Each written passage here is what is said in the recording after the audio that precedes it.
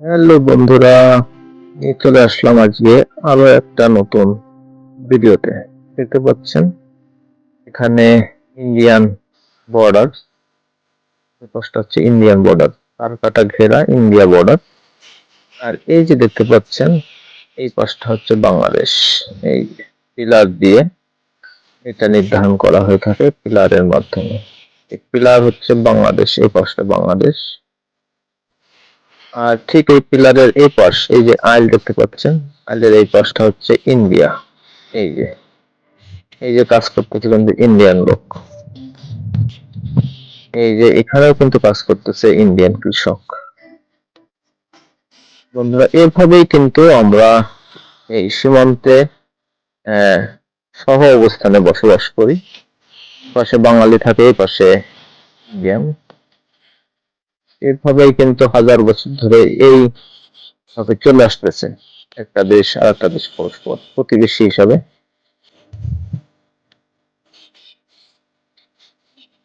দেখতে পাচ্ছেন একেবারে সীমান্ত ঘেঁষে কিন্তু এই বাংলাদেশি বাড়িঘর রয়েছে।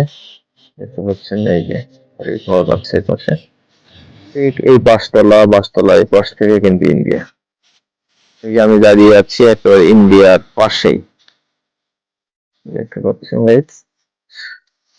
এই পিলারের মাধ্যমে নির্ধারণ করা হয়ে থাকে সীমানা।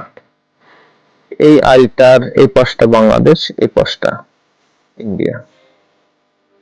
বন্ধুরা, ভিডিওটা যদি ভালো লেগে থাকে লাইক কমেন্ট শেয়ার করে আমার সাথে থাকবেন নিত্য নতুন ভিডিও এভাবে পেতে। আর দেখতে পাচ্ছেন ইন্ডিয়ান তার কাটা, কুয়াশার কারণে কিন্তু একদম আবছা দেখা যাচ্ছে ইন্ডিয়া তার কাটাটা। উভয় দেশের সীমান্তরক্ষীরা ডিউটি করে থাকে সীমান্তে। তার কাটার ওপার যে দেখেন এই যে ওদের ডিউটি পোস্ট আছে একটা, এই যে দেখতে পাচ্ছেন ডিউটি পোস্ট। অবশ্য এখন ওরা ডিউটিতে নাই, রাতে ডিউটিতে থাকে। আর আমরা এই পাশে ডিউটিতে আছি,